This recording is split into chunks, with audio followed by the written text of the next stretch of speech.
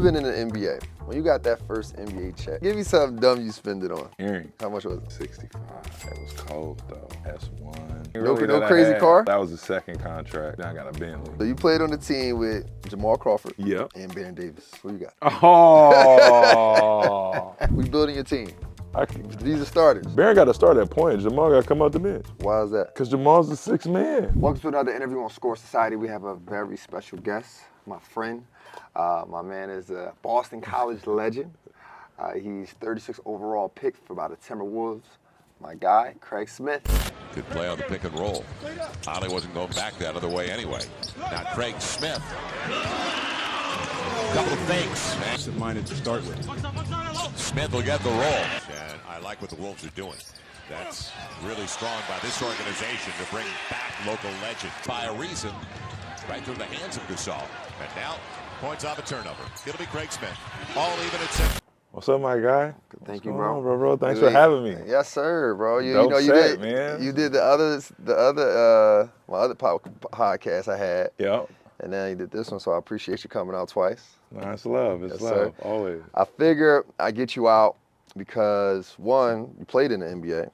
And right now, the NBA is at an all-time high with the playoffs going on.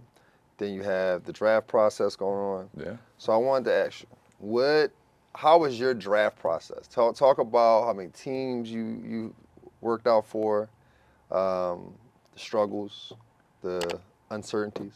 What you got? All right, man. So yeah, my draft process was a little bit of a journey. I had tore a ligament in my wrist my last NCAA college game, Sweet 16 against Villanova. Mm-hmm. So I had to have surgery, and I remember I was just like, I'm not gonna be able to work out for a while. So I had to go down to Houston, where I got to train with John Lucas. Right. John Lucas, former number Yes, one sir. overall pick for Houston.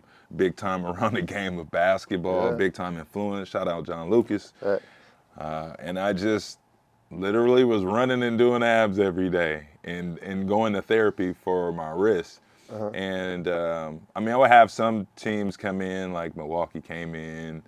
They said, we had at that time, we have the 39th pick. We don't think you're going to be there, but if you're there, we'll grab you. I said, oh, okay, that's cool. That's reassuring. That's the... So you wasn't nervous? Well, I'm pretty sure you was nervous though, right? Because you was injured. I build work in college. You feel what I'm saying? That's facts. Now listen, I was a fan of yours when I was in college watching you and Troy Bell, right? Yep, T. Yes, Bell. sir. So that's what I'm saying. I thought I could have left my freshman year. I averaged 20 points my freshman year. So for me, it was like any year pretty much. But I wanted to just get the process of having an education done. Yeah. And then the process of understanding networking and different things that college offers. Not just about going to class. It's more than that. Right. So having that experience. And then so by the end of a week before the draft, I get cleared. So I'm able to go and do little workouts for teams. So my first spot I went to was Seattle. Mm-hmm. I was really nice. And then at the time, you know what I'm saying? A lot of people can't say, hey, I went to the draft process and I got to go up to Seattle with the Seattle Supersonics, and be around the facility, different things like that. And I was pretty solid there. And they was like, hey, there's a possibility we could draft you 10 or we could draft you 19. Nice. So I was always thinking about that, but they didn't. So I made them pay for that my rookie year. Yeah. I gave them a 26 piece. Yeah, we got. We gonna get on that. We gonna get this footage. We gonna we gonna get the footage out there. My man, you got it. But I went to Seattle. Next stop, Sacramento. I did a workout for the Kings. I did a workout for Golden State, and that was cool with Golden State because I got to meet Chris Mullin for the first time. How was that? That was dope because he was a Big East great. You know what I'm saying? Somebody who I got to during the history of being at BC. I seen a lot of work from Chris Mullin. I mean, back in the day, I'm from Cali. My mom's from Northern Cali, so I saw a lot of Warriors games. You know what I'm saying? Right. So I was very, very familiar with Chris Mullin. And it was cool. He comes up to me. He's like, "What's the better league, ACC or Big East?" I'm like, "Well, Big East do this physicality, dog. And I played the Big East for over 3 years." In which, hey, let me point to this camera too. We could put this out there. Big East nor ACC has put me in a legendary status. And I think with my numbers as far as points and rebounds. I'm second in scoring in my school, number 1 all time in rebounds. And we talking about over 2,300 points and over 1,100 rebounds. Put some respect on his That's name. all I'm just saying, Big East or ACC, because they say, oh, you in the ACC, but I was in the ACC for 1 year. I was in the Big East for 3 years. But they don't show, it's kind of weird. So you should get awards in both No, I'm conferences. just saying, like, how many? It's I a think lot of that's people I fair. feel like got awards from different schools in both those leagues that don't have more points than I do, or have put a school in position like I did out of nowhere. No, that's facts, bro. I don't know Boston College outside of you, Troy Bell, and is it Dudley? Jared Yeah, Dudley, yeah. Dudley. Hey, Jared y'all the Dudley. three- Shout y'all- out y'all the big JD, three. man. T-Bell, shout Y'all out the my big three guys. for the Boston College, at least for my area. So did the NBA draft process change as far as like the workouts? Like, was it always? I know when I was growing up, I used to always see the vertical jumps and the shooting of the threes. Did anything different that changed as far as the skill work? Yeah, I think some of the skill work has changed as far as like the jump shooting habits. You know what I'm saying? I know they normally used to go around, but I think they have new drills because I seen Bronny had a drill where he was coming across, like the paint, kind of like a little Pears cut, right, across the paint to the wing for the jump shot. So they're doing definitely different moves because, yes, the game has evolved, right? The offense is a little bit differently structured. And the 3-ball and jump shooting is a real important factor within the NBA. And it's like every position has it. That's why you see a guy like Zach Edey, 2-time national champion. What's he doing? He's been working on his 3-ball. Has to showcase that, right? Because sometimes in what the game is statistically or what's another word for the term, we use the analytics. Analytics, okay. So the analytics say sometimes when you give it to a post player in the block, like that takes too much time away and it's too slow, right? And doesn't give as much rhythm because everybody's standing and watching unless you're cutting and stuff like that. Right. So it's just different things like within the game that has like, I mean, kind of brought like some next level stuff to it, and I hope it can continue in that way. But at the same time, I feel like we need some other defensive rules, maybe a little bit back. So you mentioned Bronny, right? So how do you feel about him coming out early after 1 year in college? Do you think he'd be a good pro? Do you think he need to wait? I like it. Yeah. I mean, he's the son of LeBron James. How he not gonna know the game? Right. How he not gonna know what's going on? All he had to do is ask his dad, which is like the #1 resource. And to me, LeBron James had the best NBA career ever. Facts. You know what I'm saying? He's the 21 all-time years. leading scorer, right? He's at the best NBA career you can have. Now I think with Bronny, we're gonna have to be patient. I think we can't give him his father's jacket and say he got to live up to this expectation. I think over time he'll be a really good player, a really good point guard. Well, it's going to be totally different. He's Bronny James for a reason. And being of his stature and size, he has to do things differently within the game. Absolutely. And, like, he can be a really big problem. Like, you know, I've heard certain things of comparisons with Drew Holiday, but in my regard, I think Bronny might be, and this is no disrespect, his shooting is really good at a younger age than Drew's was. I think Drew's a phenomenal shooter now, but probably at that time, I think Bronny's probably a little better of a shooter now. Yeah. Right? You have that, and he knows the game. He's played around pros, and that's what people don't understand, like the behind the scenes that goes, because it goes for me. People knew I was really good in high school, but people didn't know I was playing with league guys at UCLA, right? You don't know that. You don't get to see that. What you think Bronny been doing? Yeah, he been playing with he's definitely been playing with So some he pros. has the confidence, and that's why he had 19, 4, and 4 yesterday, or whatever it is. He had 13 and 20 minutes one of these scrimmages, and then as far as shooting a three, I think about 76% on some of these. Oh drills. yeah, on the drills he was shooting a high anywhere between like 65 65 to 76 clip. So it's going to be interesting to see, and I think what's really going to sell is that game when he plays against his dad, or when his dad sub in for him, or his son sub. Yeah, it's like the Griffies, right? And it's something that's going to be looked at, especially if they're on different teams. Yeah. Right. But that's going to bring a lot of people to that game. Like if let's say he gets drafted, so it's a well, I think now he, like, based on what's going on, he's going to go higher. You think first round? I think he's proving himself. Yeah. Yeah, true. He not doing like he's creating his own name. He don't need his dad for that. He's Right. doing it himself right now, and like I think he's doing a great job, and that's why I think he's climbing up the ladder a little bit because he's showcasing everything that people want to see. Yeah. He's answering all these questions about his size, strength. He still is at the second highest vertical. He's done everything. He did. I think he had a 50 and 50 40, and 40. yeah. Yeah. He's basically like top 5 in the categories of everything. Yeah. I mean, you can't deny him on that. And now it's just about what system does he fit? Does he fit your team system? Right. Right. But So people keep saying that they're talking about like his points in college. Like, people don't understand when you're in college, it's a little different. Like you're in the system. Like that coach has an idea for the team. It's not about you scoring 30, 40 points. Now, there are plenty of people who can get out of the system and get busy. They can drop buckets like a guy like Kyrie Irving. Kyrie Irving didn't average 26 points, 27 points at Duke for the few games he played. He might have scored 15, 16 points. But at the end of the day, you go to the pros when it's a little more open and less of a system and you can play a little bit, you can really showcase your skills. That's why I look forward to seeing Bronny. No, absolutely. The game is probably better suited for him, but people don't understand. This dude had a heart attack. How many people you know had a heart attack come back to play in the same season? Right. There was a player right before, Vince. He had like some heart condition issue. He had to sit out the whole year. Right. So people don't even understand that. Like from him coming back from something like that to even being in the game and really showing at certain good spots and trying to come back to that's all difficult. Yep.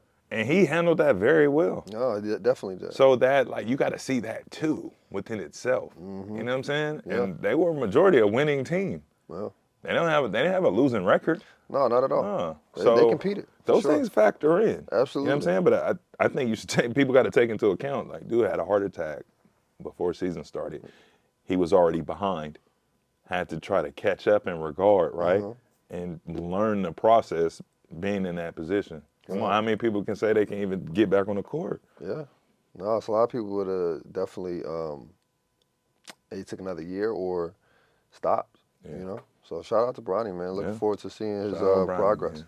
How you feeling about, we just wrapped up NCAA. The girls been killing it.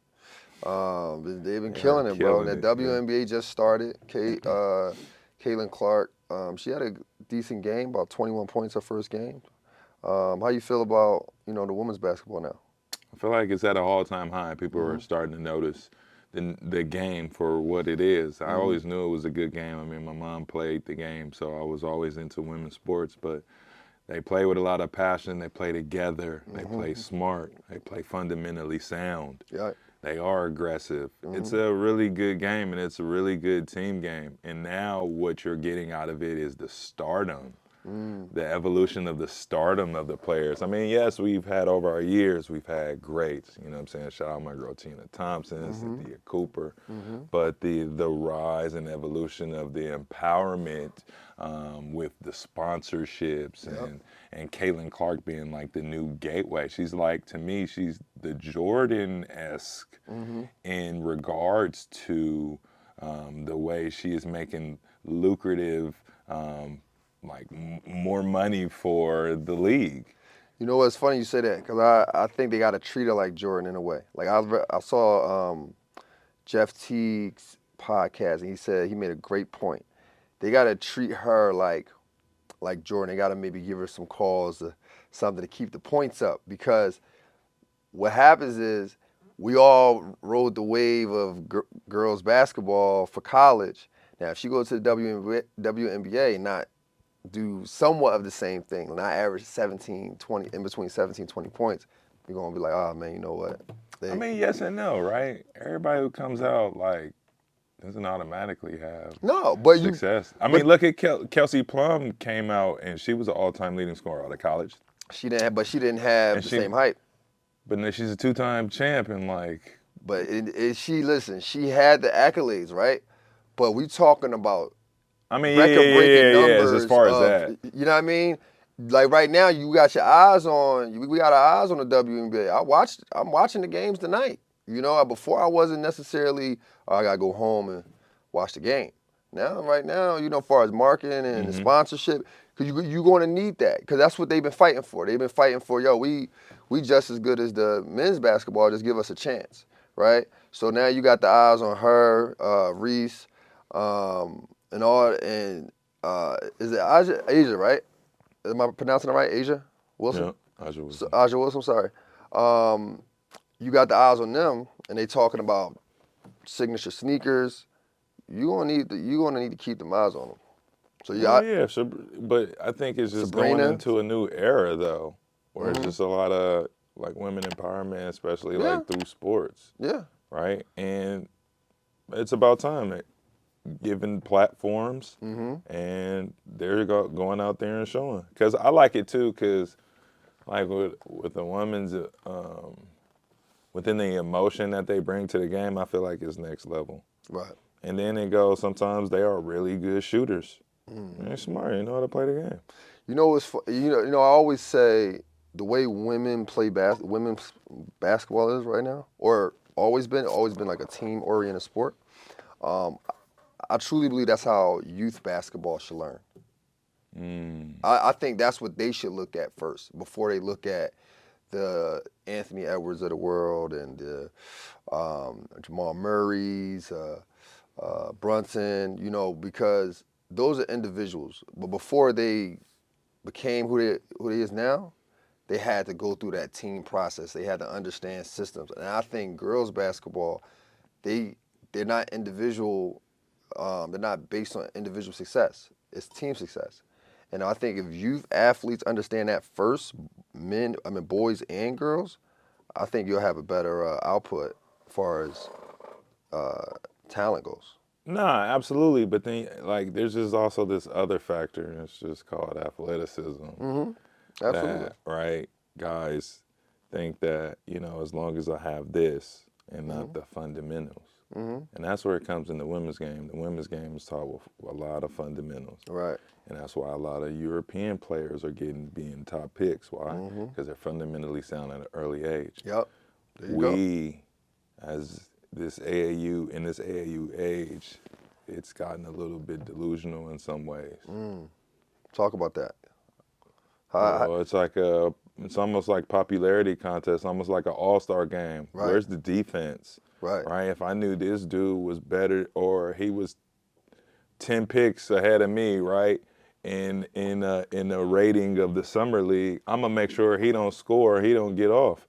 But that could be my boy too. But at the same time, like, where's my competitiveness to like want to stop somebody versus just like let's just go back and forth. Right. But then it goes. There's just a lot to go in it because it's like all these kids is fighting for a few scholarships because of how the portal stuff's going, right? Yeah. And then some of them are friends too. Like, you got to think, if me and you grew up in the same era, I wouldn't have met you until I saw you in person. Yeah. Now these guys see each other. Oh, you got 500,000 followers. I'm jumping his DM, say what's up to him. Yeah, social media is closer. Yeah. Yeah, and they kind of manipulate the situation with that, in a way. Like, far as being competitive.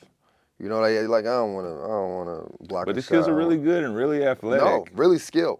Really skilled. Right? Because I didn't have a trainer. I made it to the league. You feel me? Right. These dudes are already having trainers at an early age, detailed drills, different set of skills to put you in difficult positions, right? And cause different injuries now. Yeah. I get that. But at the same time, it's just at the state of the game and where it's going, like, people love winners, and especially professionals at the higher level. We want to see if you can win. We want to know your IQ. You know what it takes, right? We want to know if you can put you in certain situations. You can come out victorious or figure out in whatever situation. And I feel like some of these teams aren't necessarily doing their jobs. Right, in that matter, they just there. You talking about AAU teams, right? Yeah, I be seeing some of them AAU coaches is coming there. They just sitting there chilling, like joking, laughing, talking 100%. in the stands. Like, where's your dedication to try to better these children? Right. And this is not even just about basketball. It's about life. Life, man. It's developmental skills through life, man. Pushing through, persevering through tough times, receiving constructive criticism. Changing your style of play, being able to work together. I think the idea of a coach and player development a relationship between each other, I think that's lost now. Yeah. There's so many teams, so many guys is putting really good kids together, and parents is love. Like, it's like, dude, why do y'all want to? Why you want to be 10, 12 years old with a stacked team and you getting 4 shots a game? You know what I'm saying? Why would you want to do that? Why would a parent want to do it? If I'm paying money for my kid to be part of this or paying just to come in the gym, I want my kid on a team where I know he's going to flourish and make mistakes. And he got a coach that cares, right? Like, and he actually teaching them. Like, you sit into a practice and say, and he's breaking down why he's upset or why he blew the whistle, not just rolling the balls out. That's true. But then at the same time, when you go to a stacked team, like, to me, it's what's comparable to when you go to a league team or when you go to a college. Now, in that situation, you got to know what you need to do to keep yourself on the 100%. court, right? Because everybody comes in and it's like, well, I want to score 30 or I want to do this. And that's not the case. Right. We already got a couple people that's going to score 30. We need some rebounders, though, right? We need somebody to play defense, right? We need somebody who can keep their composure and set us up and get us into things, right? Yep. So, but what age did that start for you, though? Like, I truly agree with that. I think at certain ages, like at 15 or 14, you're about to go into high school, I think you need to know how to work with people who are just as good as you. Yeah. But I think at younger ages, when you're still developing your personality, your skill set, understanding the game, you need to be in the game making mistakes so you can know what's right or wrong rather than learn it later. Yeah, both ways. And what's cool, too, kids can watch film faster. Yeah. I couldn't have film unless your daddy had a camcorder. You feel me? Had that big little joint, man. 100%. I think that's another thing, too. I always encourage parents to record the game. If you want to talk about the game afterwards, we can talk about it and let's watch film and I'll show you what I saw and versus what you saw. And I think that's where you can do. That's the best way to build the relationship between the players and the parents. Yeah, for sure. Because it started for me at say between 8 and 9. Or you were what kind of organized basketball? Were you playing AAU? Playing at the park, and then I started playing AAU at 12. 12. I played early. Cause I was young for my age. I might have been 12 not that bad though. 12, and especially here in LA, like it's not. Well, that this bad. is back in the day. It's just like I don't know how young it was, but for me, like that's when it started. Like that's when somebody came up to my school. Shout out Darntanian Stamps. Came up to my school to recruit.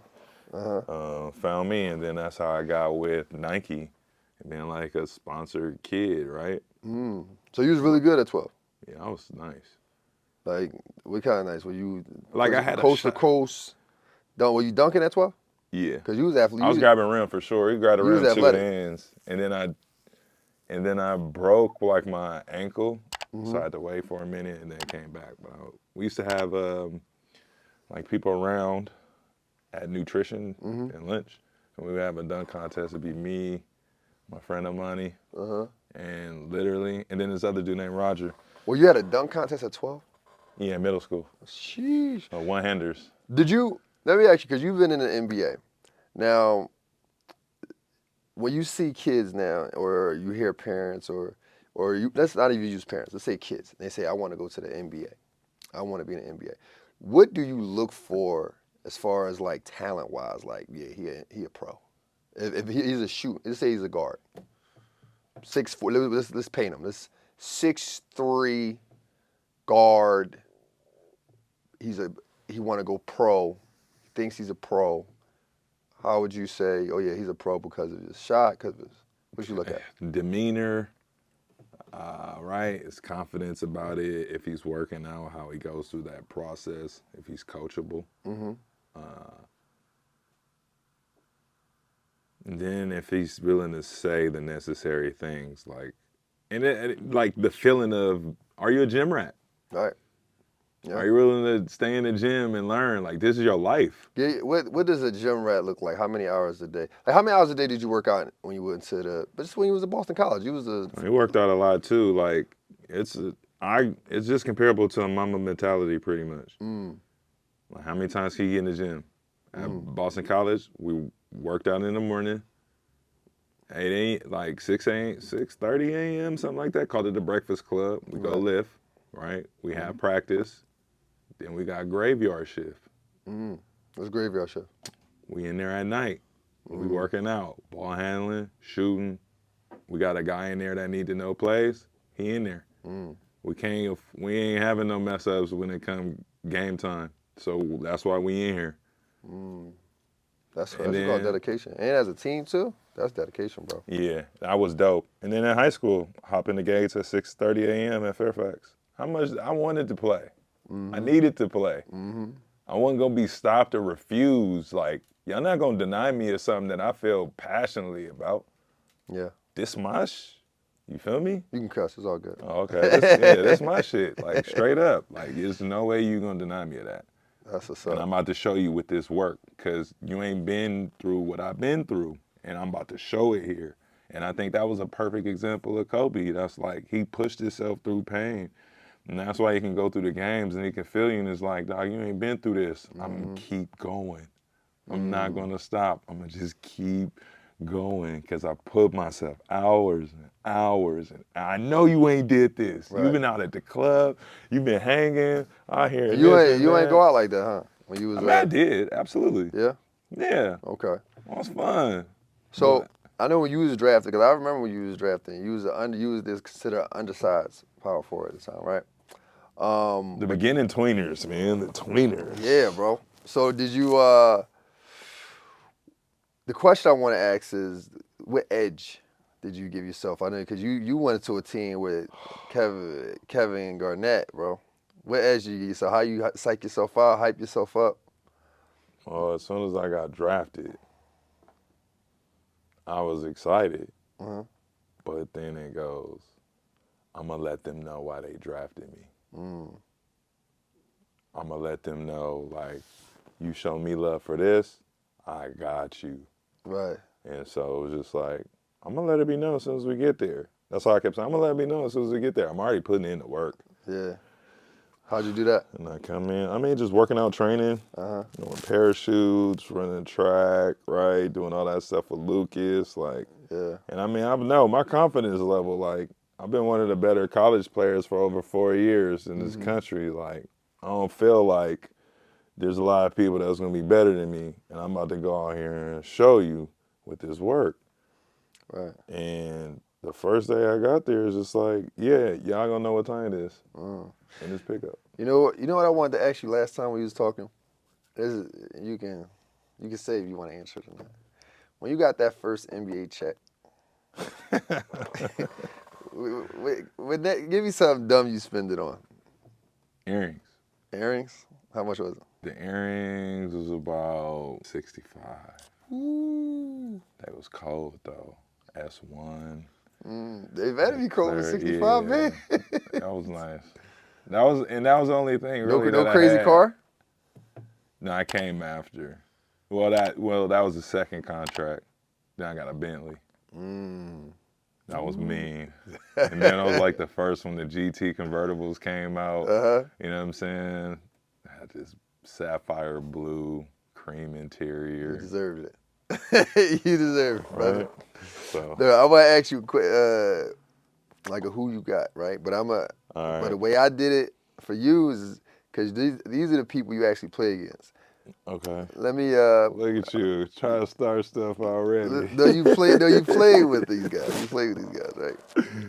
So you played on the team with Jamal Crawford. Yep. And Baron Davis. Who you got? Oh. Who you got, brother? Come on, brother. That's a good one. How you gonna do that? That's a good one, brother. Man, those are two of my brothers I love dearly. Shout out to both of them. Yes, sir. You mean I can choose them at different points, or I just got to, who am I rocking with, JC or Baron? We're building your team. These are starters. Jamal okay, so Baron got to start at point. Jamal got to come out the bench. Why is that? Because Jamal's the sixth man. Fair enough. Point I per- think point per that was minute. slick. That was slick right there. I don't think he wanted to become a sixth man. I just think that's his role. He wasn't a sixth man with the Knicks.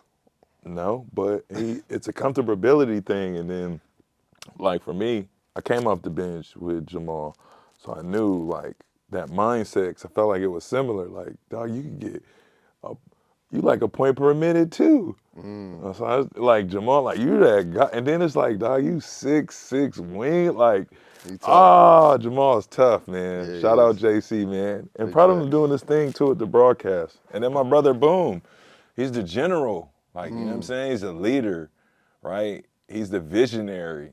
He can see you in your spots ahead of time. He's like Tom Brady with a basketball. Yeah, you know what I'm saying? I always like both of them, bro. He's always my favorite. He's an artist, man. Those are two guys who, man, like totally inspired my game for years as a kid, and to be able to play with them, like it was just such an honor, and like the little kid dream come true. You know what I'm saying? I bet, bro. Because you hear about them all the time, and it's like, oh man, now we teammates.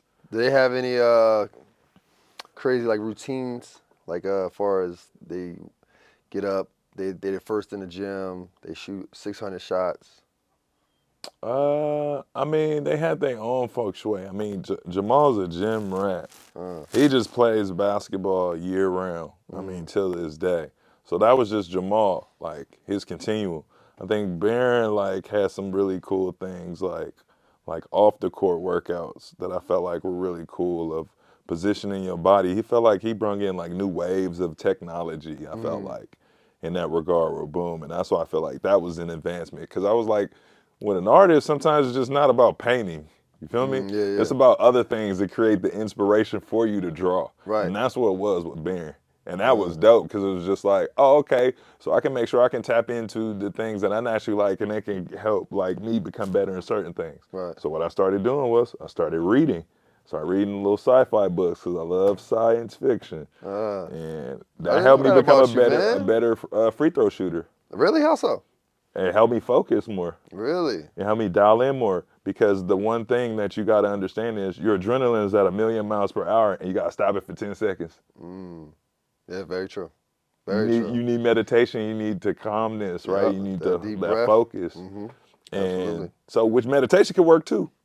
Yeah. But I just felt, for me, it was reading. Yeah. Good for you, man. Another guy we got. Now, this is a three-way. Pause. This is three. This is supposed to be a pause. Pause for sure.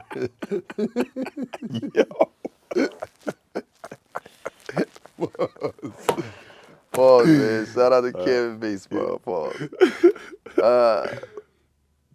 Blake Griffin, played with him. Yeah. LaMarcus Aldridge, played with him. Play with him. And Kevin Love. Okay, so am I picking, or is it start bench? Yeah, start bench cut. You don't even got to cut him. Just I want to know who you start. Out of the three, don't even cut it. We ain't gonna cut nobody. We just out of the three, I want to know who you start and why. Hey man, these are really good, by the way. Yeah, because you play with all of them. Yeah, and I've never had to be put in a position where I had to start, cut, and bench The somebody. only thing you got to do is start. You don't got to cut nobody. We don't got to bench. We don't got. We got to bench. Just start. who am I starting? Who you starting? See, I have different answers about that for like different situations, but who am I starting? Oh, Kevin Love. Kevin Love over Blake in his prime. And see, that's where I get the problem, because, right, we have Blake in his prime, we have Marcus's longevity of career, and K Love's longevity. Like, well, for one, I knew just K Love was just a total balance, right? And it was just more so basketball knowledge. Right. It's a great rebounder, a great passer. He could shoot the ball, right? He could post up. Blake, I mean, it's just a next level version where he's coming out dunking on everybody, right? The golden boy for the clip show. Like he took the Clippers to a new height and new energy. And LaMarcus, like his game has evolved even through the Greg Oden, through Brandon Roy, right? Like he remained like the last one standing. Super skilled. Yeah, that was tough. But I feel like just as skill-wise, I would say Kevin's probably the most Skilled. That's who we're gonna rock with, then, man. Well, he the champion, so I Yeah. gotta give him that. Yeah. All right. Centers. But love Blake and LaMarcus. Shout my bros, love. Now you got centers now, bro. You play All right, with centers. You play with DeAndre Jordan Yep. and Marcus Camby. Yep. Which one? Which one you starting? And both my bros, me and MC, we played on 2 teams together. Yeah. But I mean, me and DJ, we like, and which like we were all cool too. Like, and I know DJ is still cool with MC. I'm still cool with MC. I mean, at that time, man, DJ was young, so I would have to go with MC. But I mean, for what DJ's become, man, like how can you deny that? Yeah. So I know I thought I said MC, but I think I'm gonna go DJ. DJ? Fair enough. I like DJ too. All right, you played with this person twice. Okay? Randy Foye or Eric Gordon. Foye boy, shout out Foye boy. He bled. I heard Randy Foye, he worked hard, man. I heard he a hard worker. Foye boy works really hard. I'm gonna go with Foye because we just got, even though eBay is my little bro, me and Foye, we got history. College days, USA team, and here. That boy works really, really hard. And yeah, I gotta get that to Foye boy. Shout out to Randy Shout Foye, out man. Foye boy. All right. We getting And these down the questions list, are difficult, man. We They're getting making down me there. think about that, dude. No, because I had to do some research. I was like, I gotta make this a little tough right here. 'Cause he was in the league. We gotta figure out who he's playing with to say, you know what I mean? You had a good career, bro. You had a really good career. You played with some good players, so I had to take advantage of this moment. Yeah, I like to say, like, yeah, all the forwards I got to play with, they were all all-stars. So, like, I felt like in my process, like, I would help gear them in some type of way, whether it's my energy in practice of nonstop or just being able to have some experience in teaching or just going through the grind with them. But Speaking of forwards, who's the better forward between your boy Garnett and Duncan? who's the ultimately better? Yeah, like, I mean, you played with Garnett day in and day out through practice, but you played against Tim Duncan in the games. Who was the hardest to guard? KG was the harder. Harder to guard? Yeah. Now, me. would you say he's the better forward between the two? I mean, I don't know. I'd probably be biased, but like KG, this is how I knew it was easy to play when you have a guy like KG who's like a Hall of Famer or a generational talent, which is kind of like a norm now in the game, right? Because you have a lot of these, but like this is how I knew, like, oh, playing with a guy like this makes it so much easier for me in my game. And which I know is the same thing for Tim, but Tim got 5, so like how can I not say that? You know what I'm saying? But for me, KG is really like he taught me so much in 1 year just about the process of the game that I felt like I was able to use in the rest of my career. I was going to ask you which was So that's why it's like this is difficult because you got a 5-time champ. Yeah, KG won, but KG is a dog. He's a dog, bro. And he's versatile. And that's my vet, man. I gotta go with Ticket. Yeah, you know what? I like Tim Duncan, but I must go with Garnett. And the reason why I'm going to go with Garnett over Tim Duncan, despite the rings, is because Tim Duncan was in the system. And when I would think about systems in the NBA, like the Spurs systems in particular, you never know what they would have been if they would have left that team. Like when Tony Parker left, I mean, granted he was at the end of his career, but he wasn't making no noise over in Charlotte. Nope. You know, I don't really know too many, except for Stephen Jackson, not my fault, Stephen Jackson. Stack Jack. Who was with the Spurs and then flourished when he went to like the Warriors or whatnot. So there's not too many people who once they leave that system, they still hooping. So that's why I'm gonna give it to Garnett. Yeah, KG is just really versatile. Come on, the dude started out playing point guard and can play 1 through 5. And he's a generational talent, and like the dude's knowledge is like just beyond. Right, the 100%. game. So. And Ticket, shout out. Shout out Ticket, man. And the last one. There's a beef going on right now. You from the West Coast? Who winning, Kendrick or Drake? Who's winning right there, okay? I got K-Dot, man. You got K-Dot, man. But I'm you with know, me K-Dot. being a Scorpio, but I'm a November Scorpio. But I You was just know OVO you could gang. be that's I see October. I'm November. I see. But I think it's really good for hip hop, Right. right? To leave it on the beat. But I mean, they not like us, man. That's hard to come back from because I feel like he used his own thing against him. Yeah.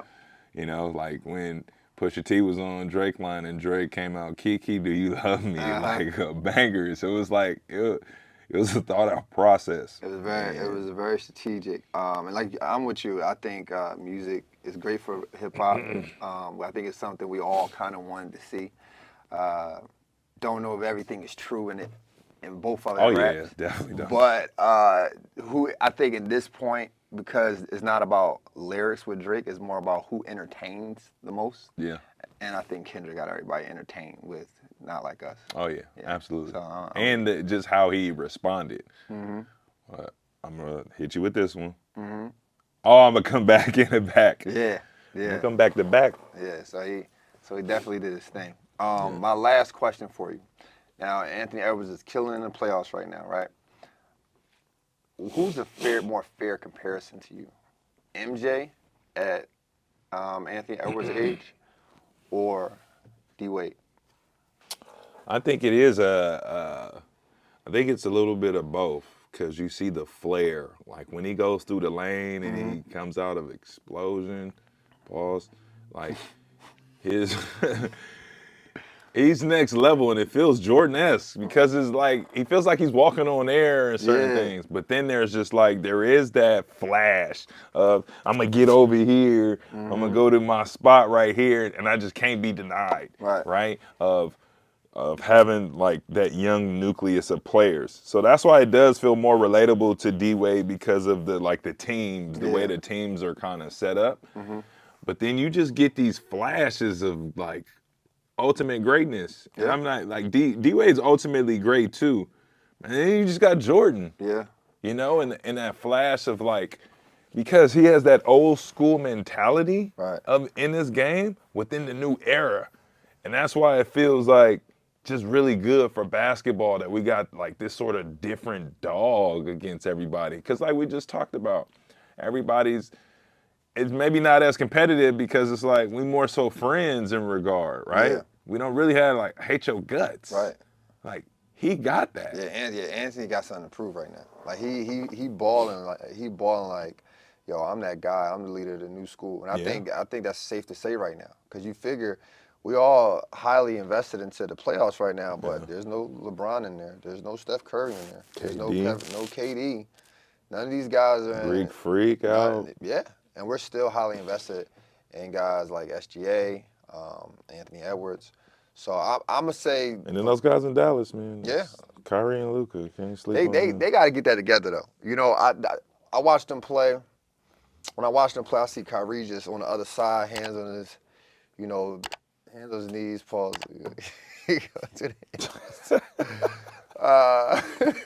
Just wet.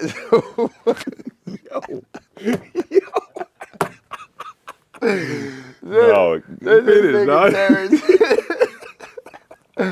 But look, bro, they need to start working together as a team. They not gonna win this series the way they play it. It's just 101 and 7 turnovers from Luka. That's not. Well, I mean, you being up in a 2-1 situation, it's not as much pressure, right? That game before, right, was 1-1. You get home. That structure was set up a little bit better, right? Where they had the game plan. Now, OKC just found their niche within the Dallas game plan, right? And it's never gonna be easy that next game because everybody scouts you so much. Yeah, true, very true. And then it's just like we gotta utilize PJ more. You gotta get into those pick and roll situations. PJ been killing it. We gotta get Chet out the paint. You know, gotta get Chet out. We gotta find these other little mismatches, and then like Luka and Kyrie, you gotta go at Shy. Yeah. And the best defense is your offense sometimes. So to be able to utilize Shy and get him a little bit tired to work both ways like they're doing you guys, that'll work in your favor too. That's a fact. But I mean, the winner of Game 5, man, that's always the winner of the series. True.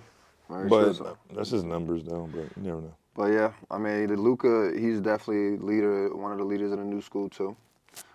Before we get out of here, man, let us know your greatest NBA memory as a player. I mean, one of them that really comes to mind being from LA is being a part of the LA series of the Clippers and Lakers. Yeah. And just being my first year back, and the Lakers are champions, so this is like the first time we playing them, and you know, we come out victorious. I have a really good game. Nice. And that day it felt really good because, like, I don't know, I always wanted to like play against the best. You feel me? Yeah. And to have that opportunity where we came out victorious against the Lake Show was definitely a cool memory for your boy. That's dope, bro. Well, thank you.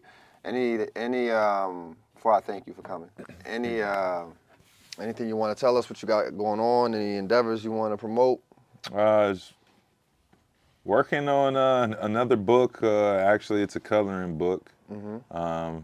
And I won't give no more detail after that because it's just really cool. But working on an inspirational coloring book based on my career basketball. My man. Well, appreciate you, man. Now, here you have it, man. Make sure you guys like, subscribe, share, click the link, do whatever you need to do to continue to support our channel. And we'll see you next time.